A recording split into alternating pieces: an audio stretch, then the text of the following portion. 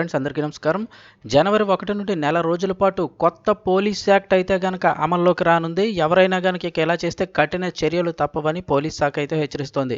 దీనికి సంబంధించిన complete information చెప్పడం కోసం ఈ వీడియో అయితే చేస్తున్నాను. వీడియో పూర్తిగా చూడండి, అప్పుడే నేను చెప్పే పూర్తి ఇన్ఫర్మేషన్ అయితే అర్థమవుతుంది.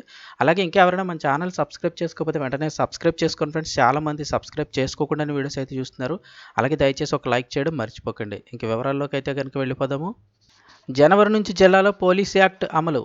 జనవరి 1వ తేదీ నుంచి జిల్లాలో నెల రోజుల పాటు 30A పోలీస్ యాక్ట్ అయితే కనుక అమల్లో ఉంటుందని శనివారం జిల్లా ఎస్పీ రూపేష్ గారు అయితే తెలిపారు.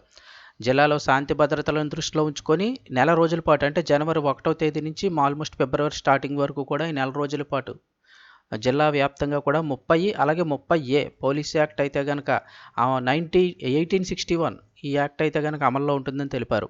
పోలీసు అధికారులు ముందస్తు అనుమతి లేనిదే గనక సంగారెడ్డి జిల్లా ప్రజలు కానీ ప్రజాప్రతినిధులు కానీ ధర్నాలు, రాస్తారోకోలు, నిరసనలు, ర్యాలీలు కానీ పబ్లిక్ మీటింగులు కానీ లేదా సభలు సమావేశాలు నిర్వహించుకోరాదని, ప్రజాధనానికి నష్టం కలిగించే చర్యలు కానీ లేదా చట్ట వ్యతిరేక కార్యకలాపాలు కూడా చేపట్టకూడదన్నారు. ఖచ్చితంగా ఇవి ఏమి చేయాలన్నా ముందస్తుగా పోలీసు అధికారులు అనుమతి తీసుకోవాలి. వాళ్ళు అనుమతి ఇస్తే కనుక మీరు ఏదైనా ర్యాలీలు కానీ ఏవైనా కూడా చేయొచ్చు తప్ప పోలీసు అనుమతి లేకుండా ఎటువంటివి నిర్వహించకూడదన్నారు.